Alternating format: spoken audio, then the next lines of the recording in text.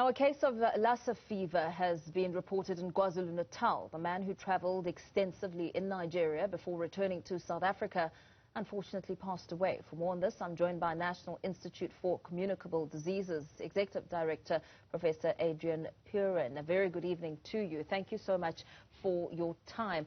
This it really comes with great concern, especially as we're still in the middle of the COVID-19 pandemic. What should we be looking at in terms of information when it comes to this fever? Yes, I think we don't need to panic the public at all. I think we have to focus on doing the necessary tracking of individuals that have made close contact with this particular individual, especially in the hospital setting, because I think that will be the critical in terms of what we know when there have been such cases which have a particular diagnosis. It's mainly been the close contact. So it's the contacts who have had exposure to, for example, body secretions such as blood or sputum, for example, and those are the types of persons who will be at risk. So I think I'm sure the hospital and the National Department of Health and provincial departments of health are really looking to see and ensure what events took place, what were the risks, and therefore do the tracking of those particular individuals and monitor those particular individuals at this time. What do we know about Lassa fever, Professor? Yeah, so it's a viral hemorrhagic, it belongs to the viral hemorrhagic group of viruses. It was discovered in Nigeria in about, I think, 1969 was the first identification of this particular virus. So it's fairly endemic in East Africa and in particular Nigeria, where I understand the person who died had traveled quite extensively. It's primarily found in a particular type of rat, and it's really found in the feces and urine. So either eating the particular animal and or if droppings and so forth are inhaled or contamination of food sources, for example, will lead to infections. Again, the infections are a range of infections. In other words, it can be fairly asymptomatic to what we can see now is a florid case of hemorrhagic fever and death. So again, in the endemic situation, I think there are a certain number of deaths per year. However, in the case of people who have imported the Lassa virus, for example, the case fatality rate, as it's called, is much higher, probably as a result of possible late diagnosis and the severity of the infection. There's currently no vaccine, to my understanding, for the Lassa fever. And when it comes to the gentleman who unfortunately passed away, what will it take for the tracing and monitoring of all possible contacts?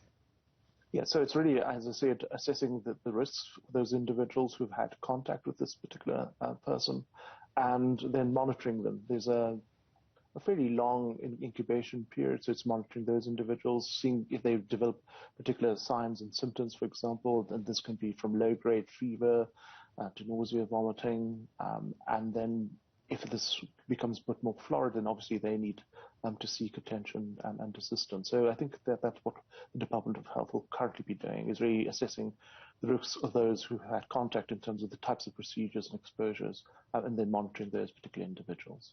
The Lassa fever, as you made mention of, is endemic to the West African countries and mostly reported in countries like Sierra Leone, Nigeria, and Guinea. What sort of atmosphere or environment does it need to thrive? Yes, so obviously if the presence of rodents, for example, so it's really important that if there is rodents, it's not controllable, for example, then of course you need to make sure that your household is really relatively clean, that your food is stored appropriately, that you limit exposure, especially in the case of children, for example, and pregnant women, to these particular rodents in order to limit exposure. And to control rodents, I think, will be an essential component to that.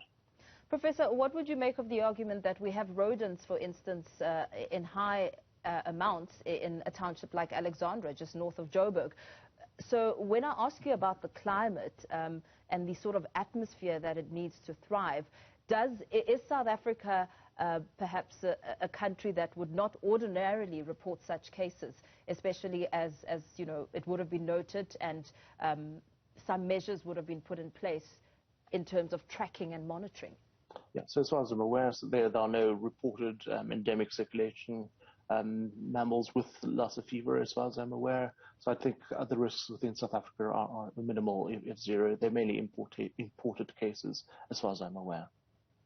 And very lastly, before we let you go, you say there's no cause for concern, but are there any specific symptoms that people who may believe that they may have come into contact with such an individual, what should they be looking out for, and when and at which point should they be getting some help?